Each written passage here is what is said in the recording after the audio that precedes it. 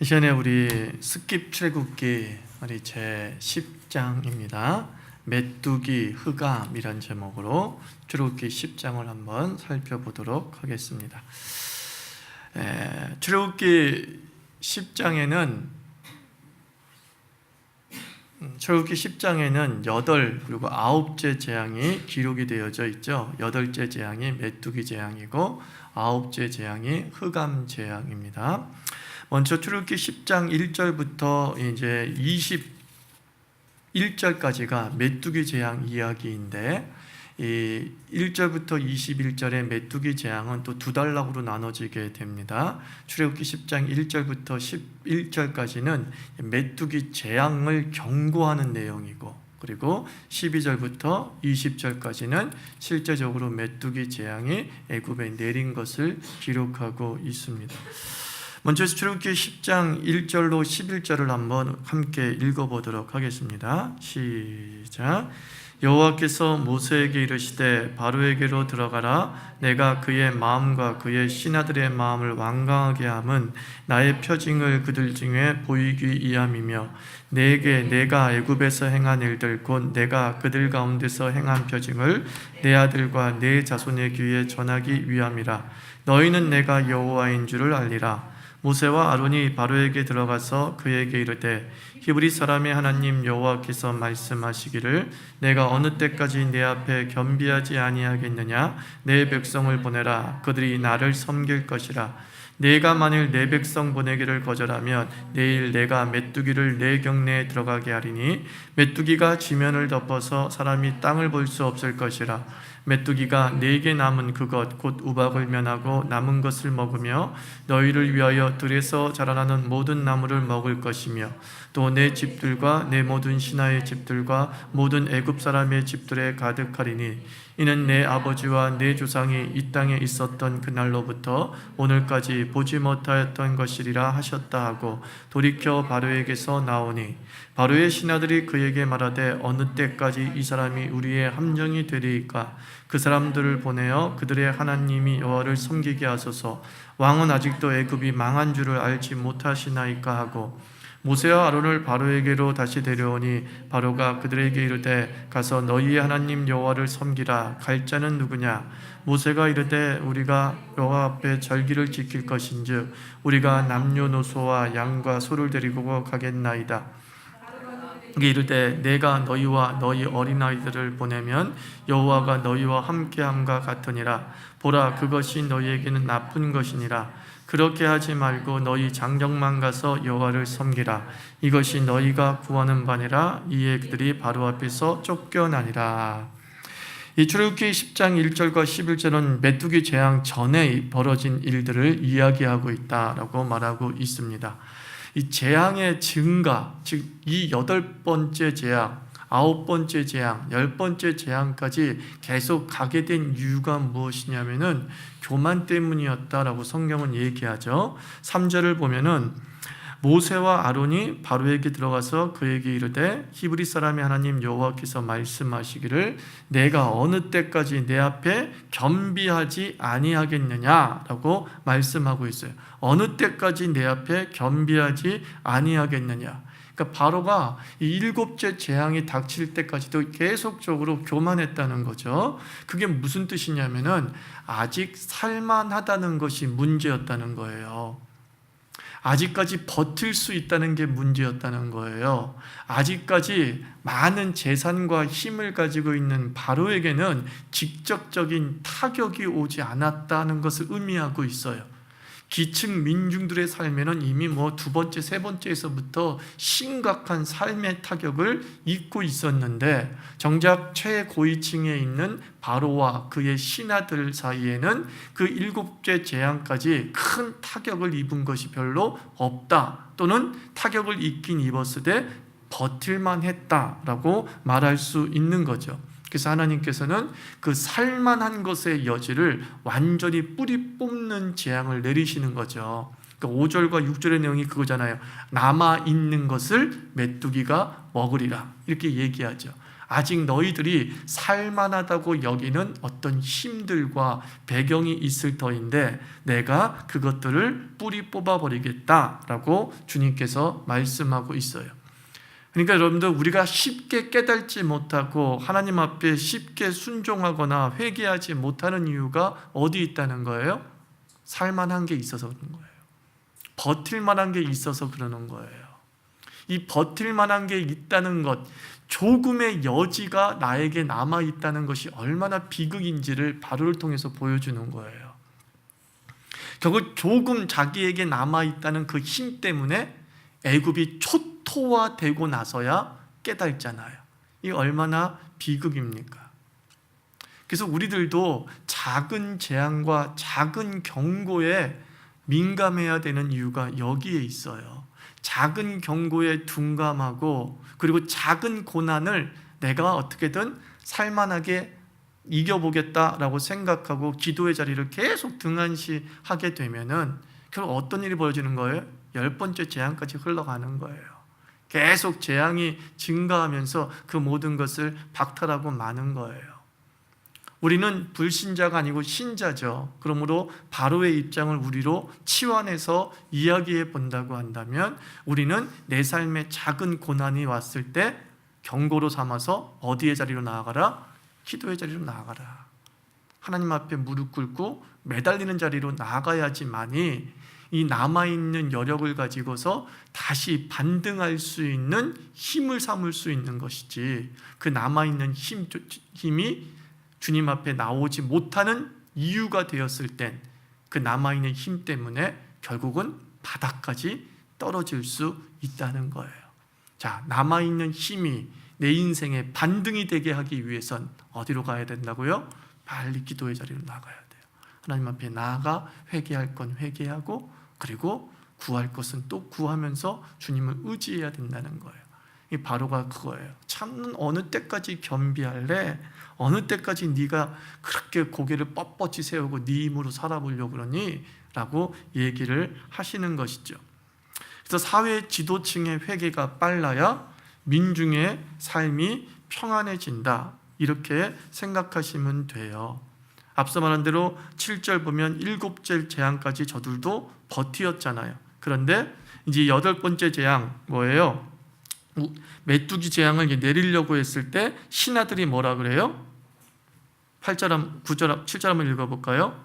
바로의 신하들이 그들에게 말하되 어느 때까지 이 사람이 우리의 함정이 되리이까? 그 사람들을 보내어 그들의 하나님 여호와를 섬기게 하소서. 왕은 아직도 애굽이 망한 줄을 알지 못하시나이까? 이제 신하들에게도 그 재앙의 영향이 왔다는 거 안 왔다는 거예요? 예, 왔다는 거예요. 7째 재앙에서 피부로 절실하게 느꼈어요. 이제 여기서도 우리가 알아야 될 것은 앞서 말한 대로 왜 7째 재앙에 신하들이 깨닫냐는 거예요. 그 신하들도 7째 재앙까지는 뭐예요? 버틸 힘이 있었던 위치에 있었던 것이죠. 그러니까 사회 지도층들은 고난이 왔을 때 가장 더디게 그 고난을 겪어요. 그러나 기층 민중은 그냥 중하의 삶을 살아가고 있는 대부분의 사람들은 고난이 오면은 바로 직격탄을 맞거든요. 근데 이들이 이렇게 사회 변화에 지도층이 민감한 이유는 그들이 힘을 가지고 있어서 그 고난을 고난처럼 여기지 않기 때문인 거죠. 이게 비극인 거예요. 그러니까 우리나라의 정치인들이 상당히 부자들이 많잖아요. 절대 다수가 굉장한 부자들이에요. 그냥 정치 안 해도 먹고 살만한 재산들을 거의 다 갖고 있다는 것, 재산 그 공개를 보면 알 수 있지 않습니까? 그러니까 어때요? 그들은 사회의 고난에 아주 더디 반응할 수밖에 없는 거예요. 그리고 그들이 반응했을 땐 이미 늦은 거죠. 늦은 거죠. 그래서 우리나라도 좀 우리를 대변할 수 있는 정치인이 필요한데, 우리를 대변할 수 있는 정치인은 어떤 정치인이어야 하냐면은 대부분 우리와 비슷한 삶을 사는 사람이 정치인이 되면 좋아요. 우리처럼 그냥 하루하루 사는 게 좀 빠듯하고 그 월급 받으면서 쪼개면서 사는 것을 좀 경험해 본 사람들, 그런 사람들이 좀 정치인이 많이 되면 공감의 능력이 확대되어지는 거죠. 그런데 이제 정치를 하려면 돈이 있어야 되니까 결국 또 대부분의 정치인들이 있는 사람이 되는 경우가 많은 것. 이게 악순환이죠, 악순환. 여하튼 이 절대 권력 바로에게 신하들이 진작에 충원을 했으면 참 좋겠는데 자기들도 힘들어지니까 그때서야 충원을 하는 거죠. 결국 백성 때문에 충원한 겁니까? 자기 때문에 충원한 겁니까? 지 살자고. 바로 시대의 관료들도 그렇게 대단히 위민 정책을 펴는 사람들이 주위에 포진하고 있지 않은 것이 분명하죠. 그래서 신하들이 이제는 우리가 망하게 된 걸 좀 현실을 직시하시고 이 사람을 좀 보내십시오라고 하니까 이제 메뚜기 재앙이 내리기 전에 이스라엘을 보내줄 것을 바로가 약속을 합니다. 근데 바로가 약속을 하면서 이제 뭐라고 얘기하냐면 8절 보면은 너희의 하나님 여호와를 섬기라. 갈 자는 누구냐라고 물어봐요. 누가 너희 중에서 하나님을 섬기러 나갈 거니? 사실 바로가 익히 알고 있었잖아요. 몇 번이나 모세가 대면하면서 얘기했잖아요. 우리의 민족이, 우리의 가족들이다, 우리의 가축들이 다 나가서 이스라엘의 하나님 여호와를 섬길 것이다 라고 말했단 말입니다. 그런데도 불구하고 마치 못 들은 척, 모르는 척 하면서 갈 자가 누구야? 라고 하는 거죠. 자기의 속마음에 속내가 있었던 것이죠. 그래서 모세의 요구사항은 9절이죠. 남녀, 노소, 양과 소, 이스라엘 전체가 다 나가야 됩니다. 사람만 나가는 것이 아니라 이스라엘에게 부속된 모든 것이 나가야 됩니다. 이것을 구속사적으로 설명하면 구원의 포괄성이죠. 구원은 영혼을 위한 것만 아니라 그 영혼이 살고 있는 하나님의 창조세계 전체예요. 그래서 로마서 5장에서도 피조물이 고대하는 바는 하나님의 사람들이 나타나는 것이다, 하나님의 아들들이 나타나는 것이다 라고 말씀했어요. 그게 바로 구원의 포괄성, 구원의 우주성이에요. 그래서 우리가 예수를 믿어서 구원받았다는 것은 나 한 사람의 영혼의 구원으로 끝나는 것이 아니라 그 영혼이 관계 맺고 있는 사회 전체의 구원으로 연결되어지는 거죠. 그래서 바울도 간수에게 얘기하기를 주 예수를 믿으라 그리하면 너와 내 집이 구원 얻겠다고 하는 이 구원의 확장성, 우주성을 그 가족 범위 속에 담고 있다라고 생각하시면 됩니다. 그래서 우리는 구원은 영혼의 문제만이 아니라는 거예요. 한 사람의 문제만이 아니라는 거예요. 매우 넓은 우주성을 가지고 있습니다. 이제 이런 요구에 대해서 바로의 제안이 이제 10절에 나오죠. 바로의 제안은 무엇입니까? 어린 아이들을 보내면 여호와가 너희와 함께 감과 같으니라. 보라, 그것이 너희에게는 나쁜 것이니라. 이렇게 얘기를 해요. 원문을 직역하면 이렇대요. 내가 너희와 너희 어린 것들을 보내는 것과 똑같은 방법으로 여호와께서 너희를 도우시기를 바란다, 이런 뜻이에요. 이게 뭐냐면 비아냥거리고 있다는 거예요. 내가 지금 너한테 대단한 은덕을 뭐예요? 베풀고 있어. 어린아이를 보낼 정도 대단한 은덕을 베풀고 있어. 근데 니네 하나님이 나 같은 이런 은덕을 베풀 수 있어? 그거 아니야. 내가 지금 그 은덕을 베풀고 있어. 이런 비아냥이고 조소 섞인 걸로 얘기하는 거예요.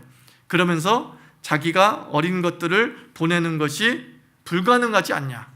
내가 너의 어린이들을 보내는 것은 내 은덕인데 그러나 나는 네 애들을 보내고 싶은 마음이 전혀 없어. 그와 마찬가지로 네 하나님 여호와도 너희들을 도와주고 함께하는 것 불가능해. 뭐 이런 식으로 얘기하는 거죠. 매우 모욕적인 이제 언사를 한 거예요. 모욕적인 언사를 한 거예요. 그래서 10절 하반절 보면 너희에게는 나쁜 것이니라. 이게 무슨 뜻이냐면은 악한 생각만으로 가득하구나, 이런 뜻이에요. 그러니까 모세가 어린아이들과 가축까지도 다 가야 됩니다 라고 말하는 그 의도를 바로 입장에서는 어떻게 봤다는 거예요? 나쁜 생각으로 봤다, 그런 뜻이에요. 아주 못돼 먹은 생각으로 봤다는 거예요. 이게 나를 뭘로 알고 다 데리고 가려고 그래? 웃기고 있어? 네 머릿속에는 항상 그런 모략만 차여있지? 이런 뜻이죠. 그런 아주 간교함만 차여있지? 그런 뜻이죠. 똥 묻은 개가 지금 겨묻은 게 욕하는 격인 거예요. 온갖 간교와 술수와 욕심이 가득 찬 바로가 도리어 모세 보고 욕심 덩어리, 간교한 놈, 이런 식으로 지금 비판하고 있는 거죠. 네가 나에게서 다 뺏어갈 생각인 것 같은데 내가 모를 줄 알아? 내가 네 머리 위에 있어. 다 보내주면 네가 안 돌아올 거 내가 뻔히 아는데 내가 다 보내줄 것 같니? 이런단 말이에요. 그래서 11절에서 바로의 최종안이 뭐예요? 너희 장정들만 가. 니네 어른들, 남자들만 가. 결국은 애굽의 어린이들이 뭘로 잡혀 있는 거예요? 볼모로 잡혀 있으니까 이 어른들이 가겠어요? 안 가겠어요? 안 가죠. 가더라도 어떻게 되겠어요? 다시 돌아올 수밖에 없잖아요. 돌아올 수밖에 없잖아요. 그럼 결국은 말로는 너에게 제사 지낼 수 있고 이스라엘 섬길 수 있도록 내가 다 보내줄게 라고 얘기를 하고 있지만 실질적으로는 뭐예요? 안 보내주게 이 얘기예요. 너희들을 절대로 애굽 밖으로 내보낼 수 없어 라고 얘기하죠. 간교한 수가 담겨져 있는 거예요. 장정만 보낼게, 이 말 속에 선의를 가장한 악의가 있는 거예요. 이런 예어가 맞을지 모르겠어요. 선의를 가장한 악이다라고 하는 건 예전에 어떤 몇몇 교회들에서, 대형 교회가 이 목사님들이 이렇게 자신들의 리더들을 또는 뭐 목자 뭐 그런 사람들을 앉혀놓고서 또는 설교 시간에 그런 얘기를 해요. 저는 교회를 키울 생각이 전혀 없었습니다. 제가 이렇게 큰 교회가 될 줄은 전혀 상상을 못했습니다. 이렇게 얘기를 하면서 저는 교인 수가 2,000명이 되면은 다 쪼갤 거예요. 다 쪼개가지고 흩어지게 할 것입니다. 근데 10,000명이 넘어도 20,000명이 넘어도 쪼갤 생각이 전혀 없던 것이죠. 근데 그것이 알고 보니 일종의 마케팅 설교였다라고 이제 설교 분석가들이 얘기를 하는 거죠. 그 설교를 들은 사람들이 뭐라 그래요? 와, 우리 교회 참 좋은 교회다. 생각이 참 바른 목회자다. 또 요즘엔 인터넷이 있고 막 테이프로 막 옛날부터 퍼져나갔으니까 사람들이 놀라는 거예요. 와, 어떻게 저런 목사님이 우리 한국 교회에 있단 말이야. 와, 저게 다 가지려고 하는데 다 쪼개고 보내려고 하네. 그러면서 어떤 일이 벌어졌냐면 그 설교 이후, 그 인터뷰 이후에 그 교회에 더 많은 사람들이 막 몰려온 거예요. 더 많은 사람이 몰려온 거예요. 그래서 앞서 말한 대로 그들이 원한 대로 말한 대로 2,000명, 3,000명으로 쪼갰으면은 아무 문제가 없는데 그것도 쪼개지 않고 계속 10년, 20년이 사실 흘러왔어요. 여러분, 정치인들의 공약을 보십시오. 나쁜 것 하나 있습니까? 얼마나 좋은 선의로 그 공약이 가득 차 있냐는 거예요. 근데 그 선의의 공약을 지킬 의도는 전혀 없지요. 그죠? 사람의 마음을 얻어서 자신의 목적을 달성하는 것이 최우선이 되고 있죠. 그 사람들 생각이 착하다고 착한 사람이 아니에요. 행동이 착해야 착한 사람인 거예요. 그래서 예수님께서도 말씀하잖아요. 그 말로 그 사람을 아는 게 아니라 열매를 보아 알게 된다. 행위의 결과를 통해서 그 사람의 의도가 증명이 되는 거예요. 그래서 여러분들은 말로만 듣고서 와 하고 금방 반응하지 말고 우리는 검증의 시간들을 항상 가지고 있어야 돼요. 검증의 시간을. 그리고 그 검증을 통해서 증명이 됐을 때 그때 그 사람을 존경하고 그때 그 사람이 하나님의 사람이다라고 말해도 사실은 늦지 않아요. 그래서 우리 한국교회의 문제점이 뭐냐면 이거예요. 한국교회 문제점들은 대형교회를 제외한 대부분의 교회 교인들은 자기 교회 목사에 대해서는 존경을 하지 않는데 외부 교회 목사에 대해서는 존경을 해요. 근데 왜 그런 줄 아십니까? 자기 교회 목사는 자기가 검증을 했거든요. 근데 외부 교회 목사는 자기가 어떻게 검증을 못하는 거야. 근데 그 첫 마디가 좋은 거야. 그 차이인 거예요, 여러분들.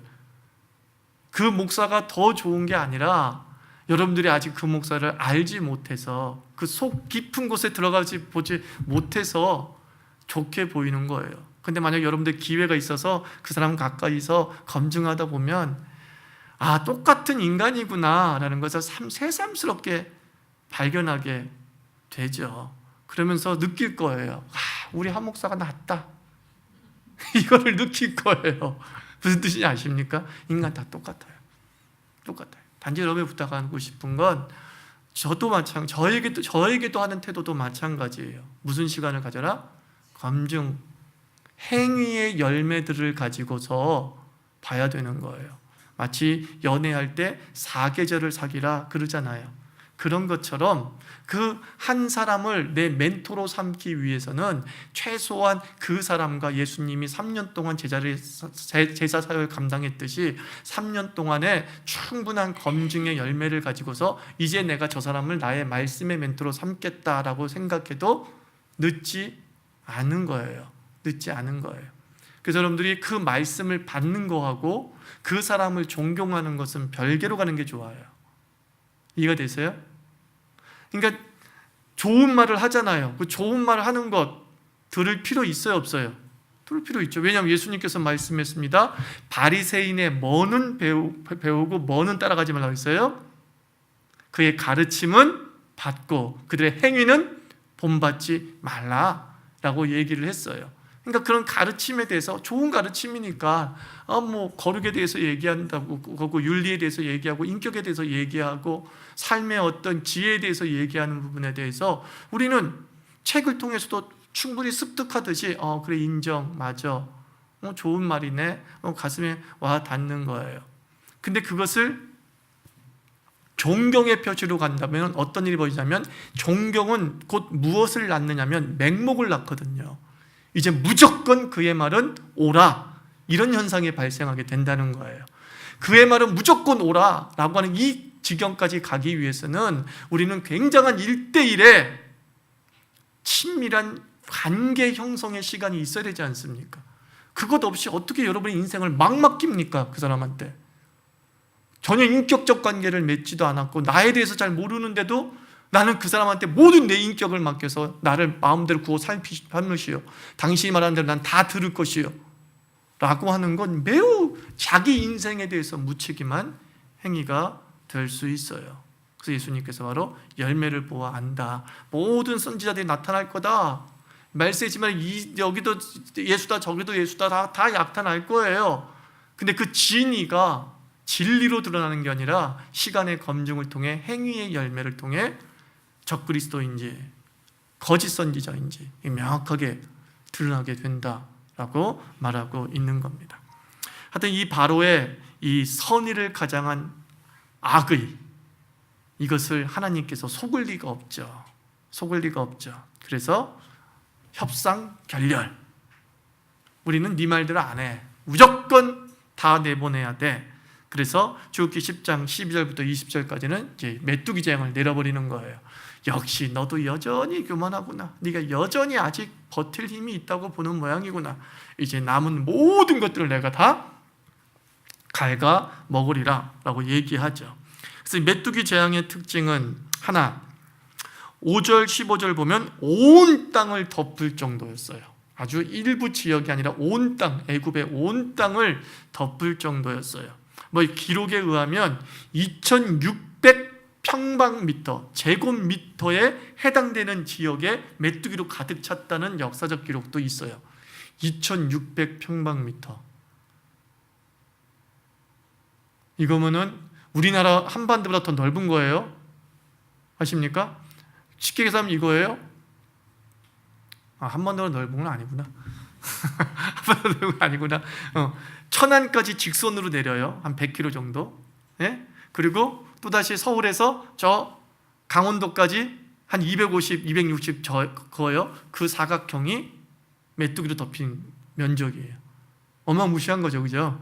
그것만 해도 어마무시한 거예요. 이 정도의 어떤 어떤 넓게 파줬대요. 계산을 못하겠다. 둘, 5절 15절인데 우박에 상하지 아니한 채소와 나무 열매를 다 먹고 무엇이 남지 않아요? 푸른 것은 남지 않을 거예요. 한마디로 말해서 조금이라도 먹을 것이 될 수 있는 것들은 다 메뚜기가 갈아먹겠다라고 얘기하고, 셋, 6절 그 메뚜기가 어디에도 가득해요? 애굽 사람 집에도 가득한 거예요. 그러니까 애굽 사람 집에 이제 메뚜기가 사람을 잡아먹는다는 것보다는 먹을 것이 너무 없다 보니까 메뚜기도 집에 있는 뭐 가죽이니 나무니 이런 것들을 갉아먹으러 침투에 들어올 정도로 아주 남아있는 모든 것들을 피폐하게 만들게 될 것이다 그랬어요. 그러자 이제 16절, 17절 바로가 읍소하는 거죠. 야, 이제 너를 좀 보내주겠다라고 얘기하죠. 급히 불렀다라고 해요. 급히 불렀다. 그리고 이 죽음만은 내게서 떠나게 하라. 또 나의 죄를 용서해 달라라고 얘기해요. 이런 눈물을 무슨 눈물이라고 그래요? 악어의 눈물이다라고 얘기하죠. 그죠? 전혀 진정성이 없는 그저 그 순간만 면해 보겠다는 마음이 읽혀지지 않습니까? 그래서 하나님께서 어떻게 해요? 메뚜기도 치우신단 말이에요. 메뚜기도 치워주지만 바로가 20절 또 역시 완악하여지더라. 하나님께서 완악한 대로 내버려 두셨더라. 이렇게 말씀하고 있습니다. 아주 그냥 끝까지 달려가는 바로를 보게 되죠. 그래서 이제 출애굽기 10장 21절에서 29절 이제 아홉째 재앙, 흑암 재앙이 나오는데 이제 이 흑암 재앙의 특징은 뭐예요? 경고 없이 내려버렸어요. 그죠? 찾아가서 이렇게 하면 당신이 흑암이 올 것입니다. 뭐 이런 얘기도 했지만 이 흑암 재앙은 경고 없이 내렸단 말이에요. 왜 경고 없이 내렸을까요?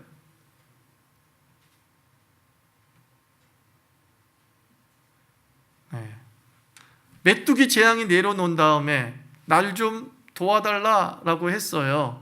그래가지고 보내줄 줄 알고 메뚜기 재앙을 없애줬더니만은 바로 또 완악해가지고 나 안 보낼 거야 라고 하니까 경고도 필요 없는 거죠. 그 과정 자체가 뭐예요?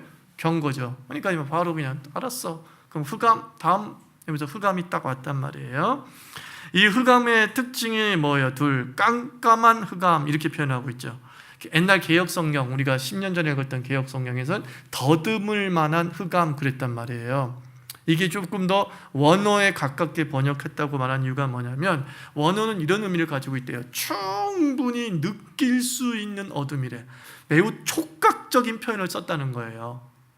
이 어둠을 매우 촉각적인 표현을 썼어요. 어둡긴 어두운데 뭔가 피부로 느껴질 정도로 더듬어서 만질 수 있을 정도의 흑암이라는 거예요. 그래서 우리가 10가지 재앙의 어떤 과학적 변증을 살펴보았잖아요. 근데 이 두 번째 이 흑암은 어떤 흑암의 승격이 강한 거라고 그랬어요? 두 번째 화산 활동에 의한 화산재와 구름, 그죠? 화산 구름을 함께 덮여 있잖아요. 그러니까 그 화산재가 내려와요, 안 내려와요? 화산재가 계속 내려오잖아요. 그죠? 그래서 느껴지잖아요. 피부에 막 닿은 것도 느껴질 수 있고요. 또 어제 미세먼지 엄청났죠?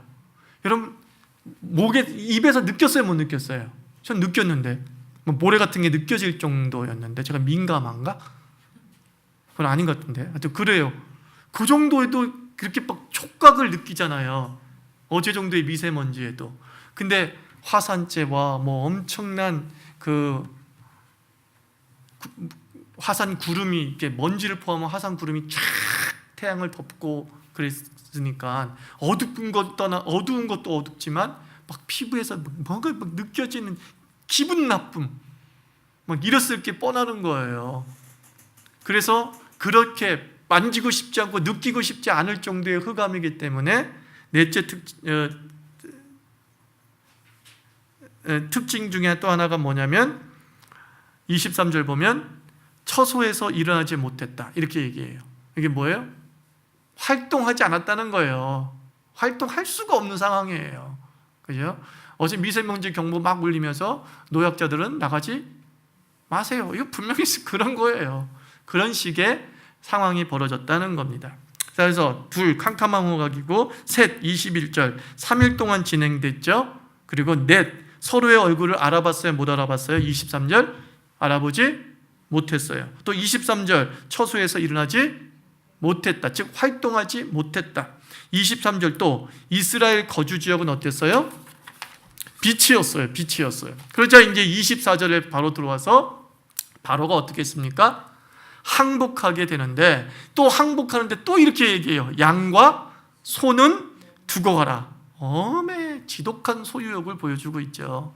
이게 바로 세상 성공자의 전형입니다. 결코 순순히 내놓지 않습니다. 그래서 돈을 버는 거예요. 그래서 돈을 버는 거예요. 여러분들 그냥 좀 비관적인 이야기지만 착하게 살아서 돈을 벌 수 있습니까? 라고 물어본다면 저는 못 봅니다라고 얘기하고 싶어요. 세상 원리 속에서. 지금 세상 원리를만 얘기하는 거예요. 하나님의 은혜가 아니라 세상 원리 속에서는, 죄된 구조 속에서 착하게 살면 돈을 버는가?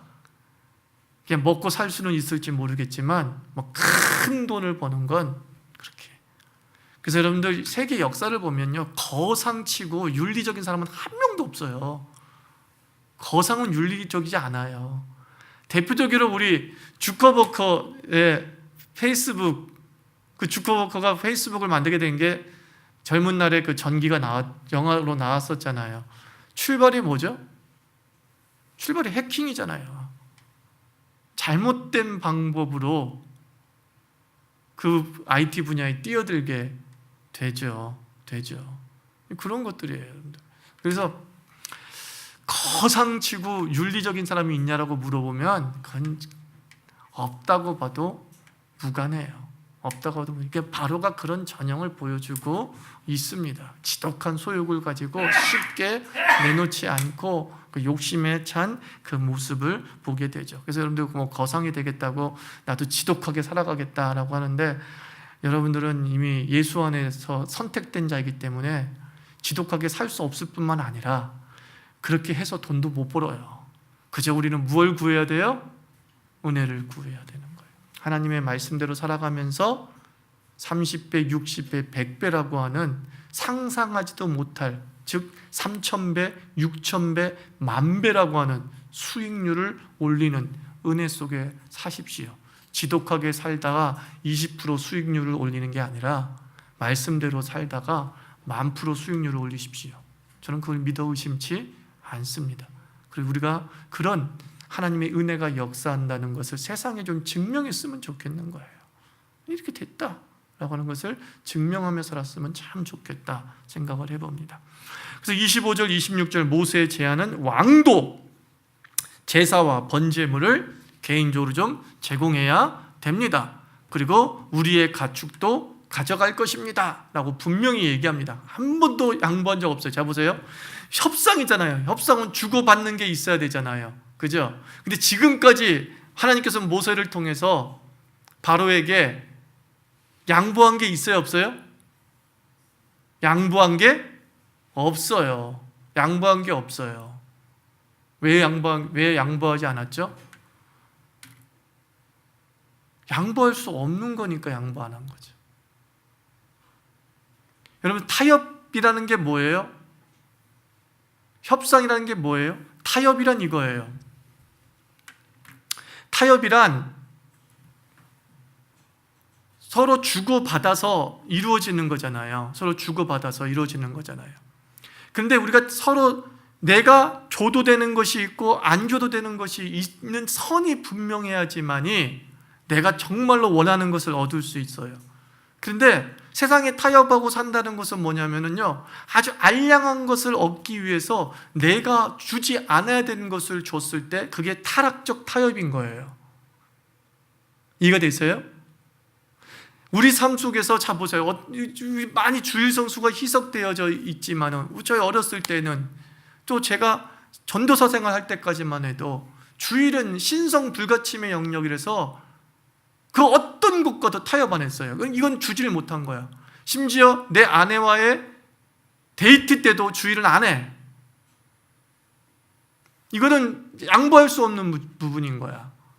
그냥 내가 하나님 안에서 반드시 지켜야 되고 이루어내야 될 것들이야. 그런 것처럼 우리에게도 양보할 수 없는 선을 가지고 있어야 얻을 수 있어요. 근데 양보할 수 있는 선이 없이 마음껏 다 주면서 무엇인가 상대방에게 얻겠다, 그것을 얻기 위해서라면 난 다 줄 수 있어, 다 포기할 수 있어 라고 하는 사람은 결국 아무것도 못 얻어요.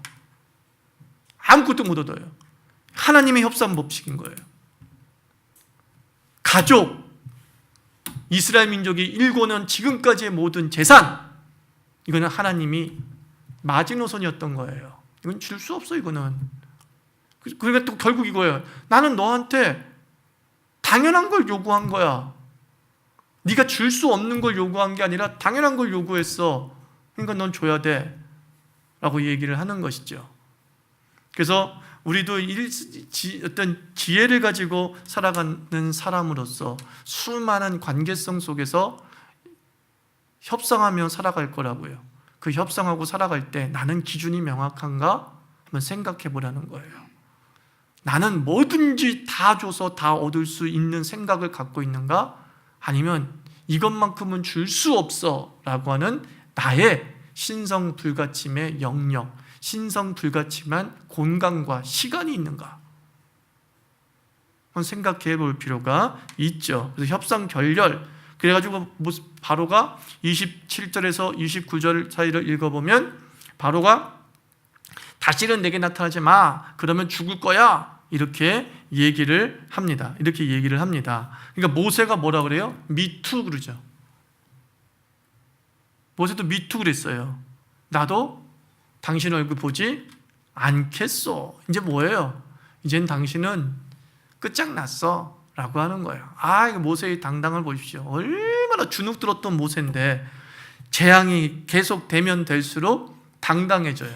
그러니까 무슨 확신이 든 거예요? 하나님이 우리와 함께 하신다는 것을 계속 확인하게 된 거잖아요.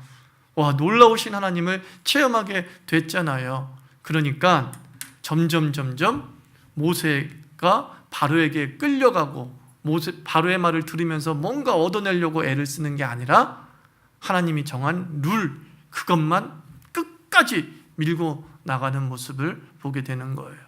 얼마나 멋진 모습입니까? 미투. 너 죽을 줄 알아? 미투 이러는 거예요. 너 미투 그러는 거예요. 얼마나 시덥지 않은 그 지도자들이 많은지요. 저는 부교육자도 그런 얘기, 교육자 회의할 때 그런 얘기 들었어요. 막 20명 부교육자 앉혀놓고서 난 말이야, 배신하는 사람은 절대로 안 키워. 난 배신하면 그 인간 끝까지 쫓아가서 매장시킬 거야. 니네들 잘해. 이래요. 그게 부교육자를 앉혀놓고 할 얘기입니까? 그래서 속으로 그러죠. 니나 배신하지 말라고. 그런 게 세상이에요. 되게 자기가 힘이 있어가지고 너를 쥐락펴락할 수 있다고 보는 거예요. 그게 갑질인 거거든요. 지금 그 따기 때린 그 양 누구야? 양진호. 그것도 그러잖아요. 그 밑에 있는 사람들이 왜 꿈쩍 못했냐면 다른 데 가서 일 못할까 봐 그 사람이 방해해가지고. 그러니까 뭐예요? 내가 약하면 그 사람이 나를 도와줍니까? 내가 얘기했잖아요. 세상은 안 도와줘요. 안 도와줘요. 그래서 내가 탁 처맞고 있으면은 다른 데 직장 가가지고 이력서 쓰면은 그 사람이 방해 안 할까요? 방해하려면요 끝까지 방해해요. 그러니까 그 지금 맞고 뭐 제대로 된 직장도 못 얻고 하는 그런 일이 벌어지는 거예요. 부당함에 대해서는 여러분들 의기충천해야 돼요. 이건 아니죠? 라고 얘기를 해야 되는 거예요. 근데 그 부당함을 당연하게 받아들이면서 저 사람이 나의 생사 여탈권을 가지고 있다라고 생각하니까 평생을 그렇게 질질 끌려다니면서 살게 되는 거예요. 안 그러면 완벽하게 노예가 되든가. 근데 완벽하게 노예는 안 돼. 어정쩡한 상태인 거야. 그러면 라오디게아 교회처럼 돼버리는 거죠. 그냥 토해버리는 거죠. 차든지 덮든지 박으려면 확실하게 쳐박고 안 박으려면 그냥 깨갱 하고 노예로 살든가 그렇게 해야 되는 거 아닙니까? 근데 모세는 뭐예요? 완벽하게 쳐박은 거예요. 다시는 나를 보는 날에는 너가 죽으리라. 미투. 너도 나 보면 죽는 거야. 그거 아닙니까? 실제로 누가 죽었어요? 바로가 죽었죠. 바로의 아들이 싹 죽임을 당하는 기가 막힌 일을 겪고 말았습니다. 자, 여기까지가 우리가 10장의 내용입니다. 우리 같이 기도하고 마치도록 하겠습니다. 양보할 수 없는 신성 불가침의 기준을 갖고 이 세상을 살아갈 수 있게 하여 주시옵소서. 또 하나 뭡니까? 하나님, 나의 하나님은 살아계십니다. 내가 당당하게 하나님 살게 하실 줄 믿습니다. 하나님 아버지, 우리 삶 속에서 탁월한 하나님의 협상 능력들이 발휘되게 하여 주시옵소서. 소중한 것을 잃어서 헛된 것을 얻는 것이 아니라 소중한 것을 지켜서 필요한 것을 얻는 인생이 되게 하여 주시옵소서. 함께 기도하도록 하겠습니다.